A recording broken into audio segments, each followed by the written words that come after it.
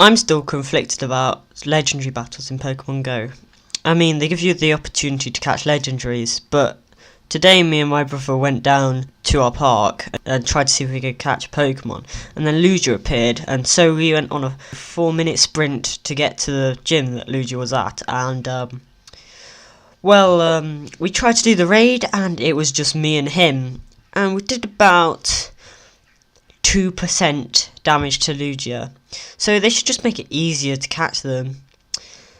I'm not annoyed about that. No.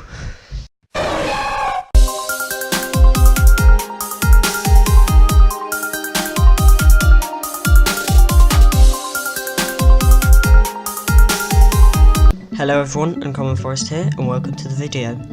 Have you ever wondered about what the most popular Pokemon is? Well, I've decided to do some research on it and compile a definitive list on the top 10 most popular Pokemon. Now, this isn't the most popular Pokemon if you went down to your local school and asked them, because they probably all say Pikachu. This is the most popular Pokemon within the Pokemon community.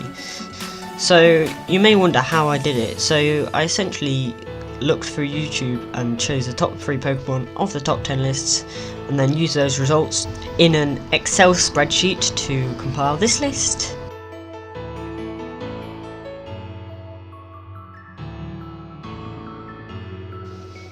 At number 10 we have Chandelure, the only black and white Pokemon on the list.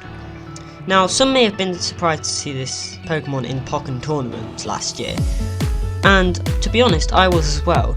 Generation 5 inanimate objects are generally not liked at all, such as Garbodor and Vanilluxe, but something about Chandelure just makes people like it. So, one way it differs is that it's completely different of the fire types. It's a different colour scheme, and a ghost fire type was something we had yet to see. Also, it's slightly different because you could sort of see a possessed lampshade, whereas like a possessed lump of rubbish is not so easy to understand. At number 9 we have Sceptile.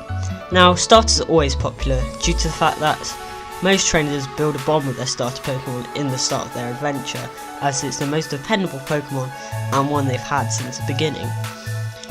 Well, another reason it might be popular is due to the anime, and Ash had a Sceptile which was probably his most dependent Pokemon during the Hoenn region.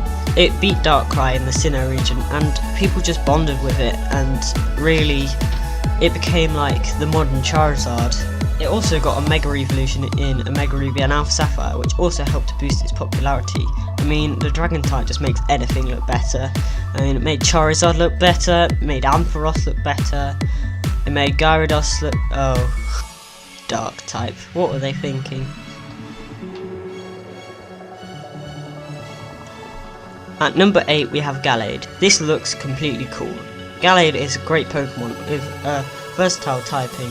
Favourite Pokemon. It was probably my 3rd favourite Pokemon. Now, when this was introduced in the Gen 4 Evolution Rush, it was a male counterpart to the already liked Gardevoir, which was very popular due to the fact that it was in the Hoenn region. It was probably one of the most powerful Pokemon that you could get.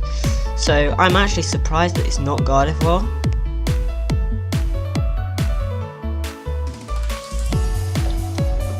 At number 7 we have Lugia.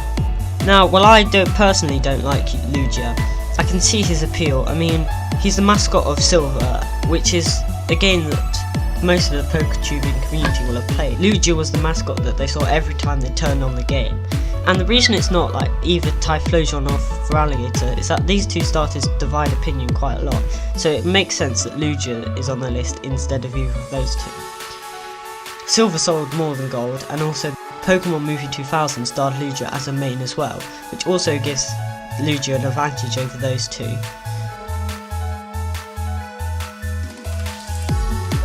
At number 6 we have Mewtwo. Now, the main popularity of Mewtwo probably comes from the first movie. It had a starring role in that film and was the most powerful Pokemon in Generation 1. It was the original legendary that you could catch, and it just beat everything in the original games, as well as being the star role in Gold and Silver. You can see why they give it 2 megas. I'm honestly surprised it's not high with the amount of popularity it has, but that's what the data says, so we've got to take it.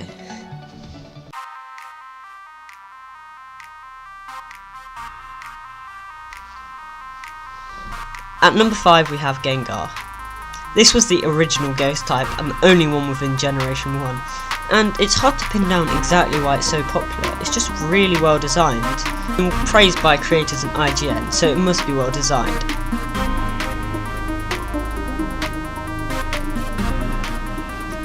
At number 4 we have Greninja. Now, in the Kalos region, if you had to choose out of the three, most people would choose Froakie. I mean, by then most people had seen Greninja anyway, and it was just the coolest one that there was to choose. I mean, you had Chestnut, who just isn't appealing to most people, and Delphox, although very cool, does not appeal to many. In the anime it also had a big effect, with Ash Greninja being the new Sceptile and Charizard effectively. He's good at everything, he's good competitively, he's good at TCG, and just ninjas are cool basically. Well, now we're at the top 3, and who could be in it? Could it be the Pokémon that is the mascot of the franchise? The one that got into Super Smash Bros, beating out Mewtwo? The one that Cynthia had and just wrecked everyone with? The one that got into Pokken Tournament and is my second favourite Pokemon? Or the original fighting type and the one that everyone respected and knew?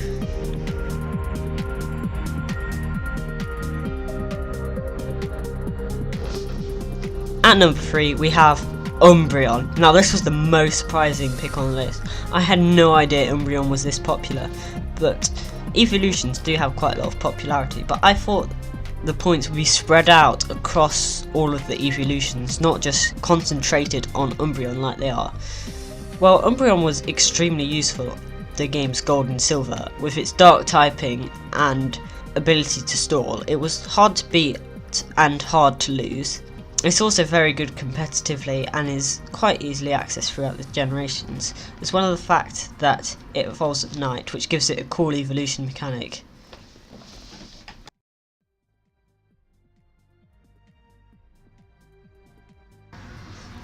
At number 2 we have Blaziken.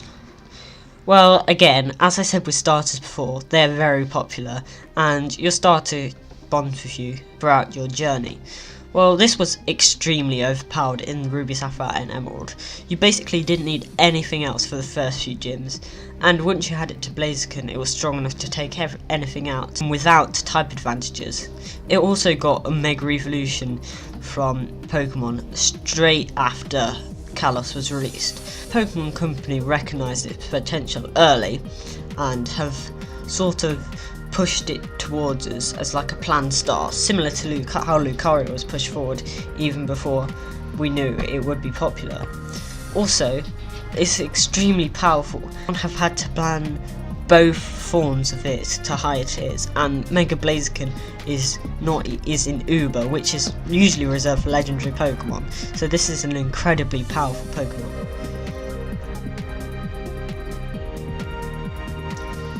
And at number 1, you're all expecting it, you're all probably dreading it. It's Pikachu. Oh no, wait. No one likes Pikachu. It's Charizard. Yeah. Well, I don't like Charizard that much. I think it's overrated. I would actually prefer it if Pikachu was in this spot, because I like Pikachu.